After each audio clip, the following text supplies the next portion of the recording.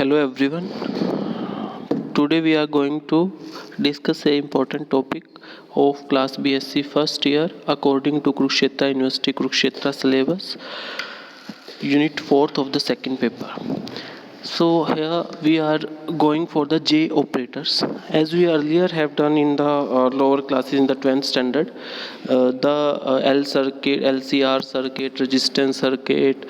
So all these have already been done, but now we will do it with some another kind of the operator. We can say J operator. It's same as that we discuss about the imaginary part iota. So in the case of iota, we generally write its under root of the negative of value -1. We can say under root of -1 is represented by iota an imaginary part. So here also we are doing the same thing. So name have been changed. It's now have been taken as J operator here. So for that we take any vector A here. Vector A is suppose O to A. This O to A is the vector A, and if we want to rotate this vector OA from through the 180 degree, that means towards the O to B. Same vector have been rotated by 180 degree, that means it will get in the if it was in forward direction, then it can be after rotation of 180 degree it would be at can be represented by OB. So that vector is nearly opposite to the OA. That means after 180 degree rotation the vector becomes OB, that is equal to minus of that itself value, suppose A vector, as shown in figure 10.3a here. So further, if we see that after 180 rotation, vectors converted into negative of its value, and the -1 can be represented by under root of -1 cross under root of -1. Result will come equal to -1. So if we go half of this value, means we take the 90 degree rotation in anti-clockwise direction as represented in this figure 10.3b. Then this value can be taken half value or under root of -1. So under root of -1 is an iota term or imaginary part, which is also represented by J operator here. So J operator, normally we say J operator do the anti-clockwise rotation through 90 degree of any vector. So here the J operator, J of A value can be represented by under root of -1 of A vector. That means 90 degree anti-clockwise direction, like OA to OC. So this is the main function of the J operator, to convert any vector into anti-clockwise direction through 90 degrees. So that's only part we have here regarding the J operator. So it's also can be known as complex number, because if we will add the positive or the real number inside of it, then it completely become a complex number, because as we know complex number is made by real and imaginary part, and imaginary part is normally represented by under root of the -1 value. Here we have taken it in the J operator form. So this have been clearly mentioned here, that J operator is a quantity which convert any vector into an imaginary part by multiplying it under root -1 through 90 degree in anti-clockwise direction. Now we are representing this J operator into pictorial formation. Normally in the outcome of our derivations, we have to show them in the pictorial forms. So we are generally showing them in the, how we can show them in the pictorial form. So we are discussing in this part. Let we have any complex number, suppose Z equal to A plus JB. J is any J operator or a imaginary part, for the B is the imaginary part because J have been connected with it. So real part is normally can be represented by x-axis. So in this figure 10.4a, we have represented any A vector along the OX axis. A vector means the real part of the complex number Z, and the imaginary part is iota b, that can be represented in along the y-axis. Suppose it is iota b, normally means J of the B, J operator on the B. So after their resultant, we know by using the triangular law of vector addition, that z can be equal to sum of the a in real part plus jb the imaginary part, and can be represented along the side oc. So this is the resultant of that two parts of image complex number, and this z is equal to a plus jb at angle theta from axis ox. Along the axis ox, it makes the angle theta by making resultant. Now, as I said that if we want to apply the j operator on this z vector, what I'm saying, j operator on this complex number, then we can write it jz, and jz equal to j into, and z is the complex number a plus jb. So further if we multiply this j inside of it, then it can be ja minus, because j square becomes equal to minus 1, j square become minus 1, so j into jb comes out to be equal to minus b, so jz becomes ja minus b. That means ja means that a vector have been rotated, a vector have been rotated, jz means that z vector have been rotated in anti-clockwise direction through 90 degree. So this jz means j multiplied with the z vector, that means it converted into the 90 degree angle along the anti-clockwise direction, so can be represented by this od vector, because we have taken j operator on the z, that means simply its conclusion 90 degree anti-clockwise motion. So this OC vector converted into the OD vector here, as we have seen in this figure 10.4b. OC is converted into OD when z is operated by j, because j convert the any complex number in the anti-clockwise direction through 90 degrees. So this is the main result in the pictorial form. Further, if we want to multiply this z vector with minus of j, z vector with minus of the j value, then simply minus of j is multiplied by z, that means a plus jb, and again we multiplied, then it comes out to be minus of ja minus b, and simply jz in the negative form means now simply j convert into anti-clockwise direction, but minus of j will convert into the clockwise direction. So simply have shown in this figure, we can represent OD dash, because negative represent the reverse of it. So generally it can be represented OD dash by moving the z vector, or we can say the complex number, through negative of the j, means through the clockwise direction with 90 degree or pi by 2 angle.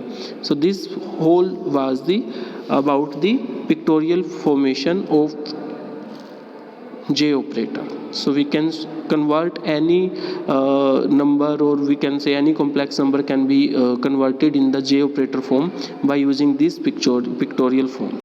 After the discussion of the j operators, we are going towards our first very important topic, that analysis of AC circuit by using j operator in the case of only resistance, when we have circuit only of the resistance. So AC is supply, as we have seen in this figure 10.5a part, that AC signal is shown here, and the resistance is connected here.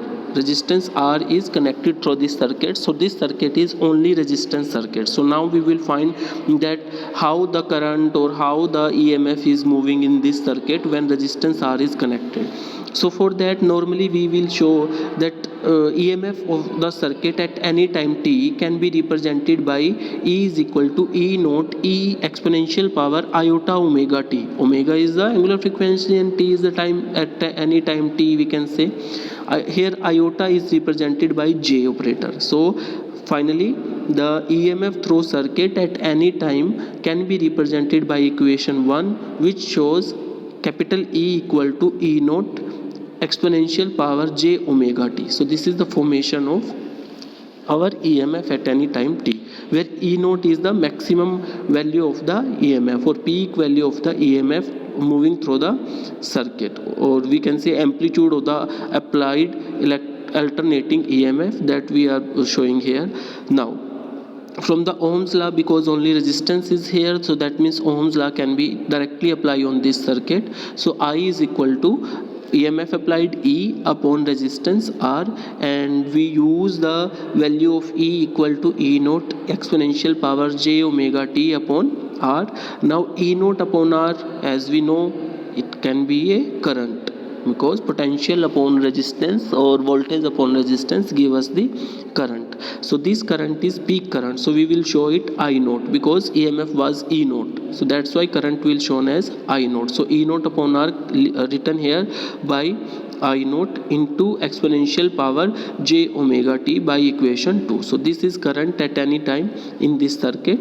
And how here we see that current as well as EMF both are moving in the same phase, because there is no change.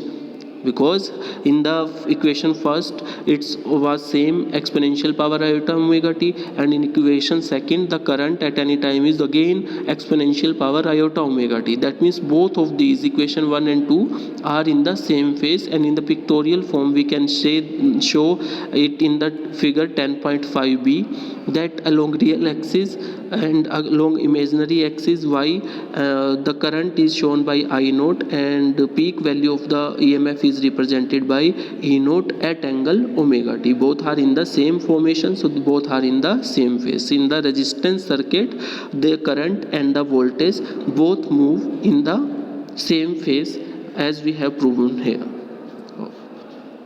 So next we are going for the circuit containing only inductance or inductor. We have here inductor is shown by L in this figure 10.6a part, that AC EMF is given to the inductor L.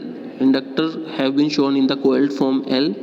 As we know, here the changing or the AC current is applied to the inductor, that's why the induced EMF will produce, as we have done in the Faraday's law or in the Lenz law, that induction will induce its own EMF here, and the rate of change can be, the EMF induced can be represented by minus of L di by dt, rate of change of current through this inductor.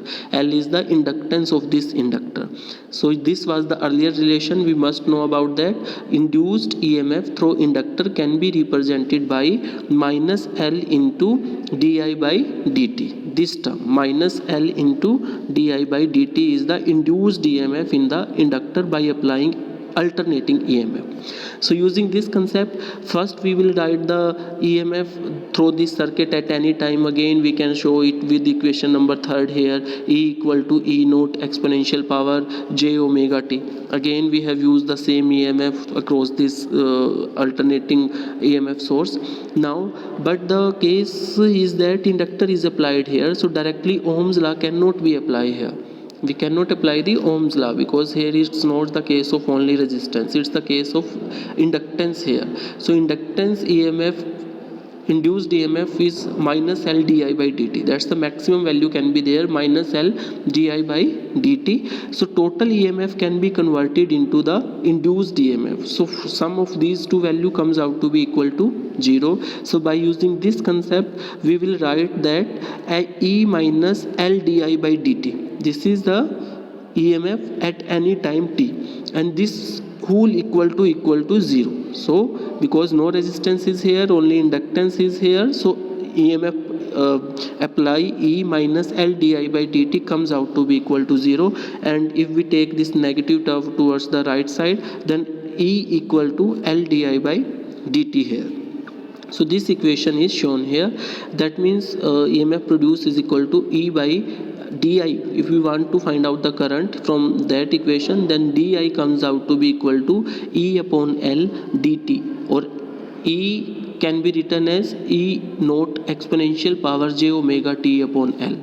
Further we are taking the integration on the both side, because we are interested in the finding of the current value. So di is converted, integration of di give us the total current through the circuit I, and that is equal to, so after integration of di it becomes I, and on the right side the integration of exponential power j omega t is equal to exponential power j omega t upon j omega. So we can write it, we can multiply or divide with the j and it become j e naught exponential power iota or j operator omega t upon j square omega l, and j square can be written equal to -1, and it become minus of j e naught upon omega l exponential power j omega t.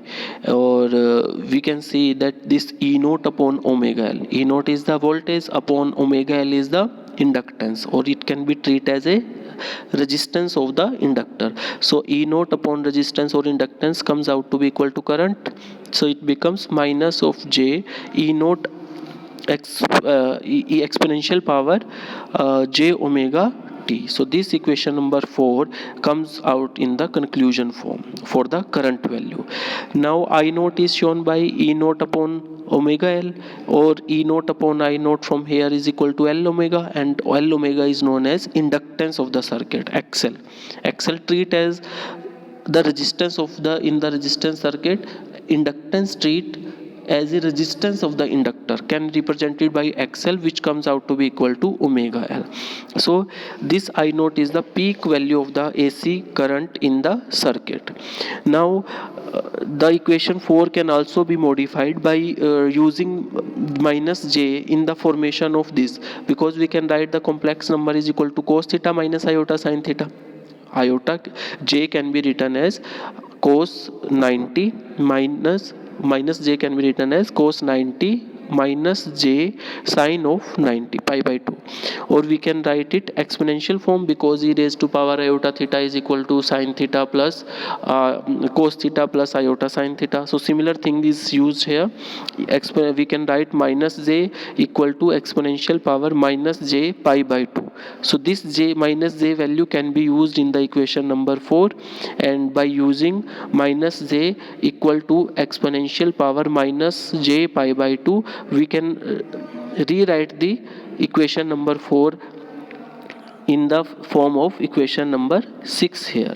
So according to equation number 4, the 6 can be written I is equal to I naught exponential power j into omega t minus pi by 2. So this represent what we are the conclusion of it, that if the EMF is used, E is equal to E naught exponential j omega t, then corresponding current comes out to be equal to I equal to I naught exponential power j omega t minus pi by 2. That means current is moving lag behind.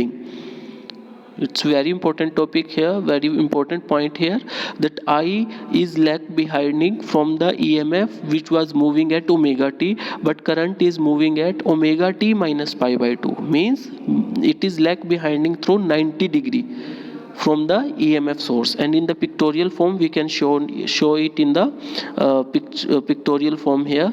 So in that case, pictorial representation can be shown by this figure 10.6, because EMF is moving along E naught at omega t along OE, but current is lagging behind. From the equation number 6 we conclude current is lagging behind by pi by 2. So that's why I naught is in the 90 degree behind than that of the E naught. So this is the case of only inductance of AC circuit.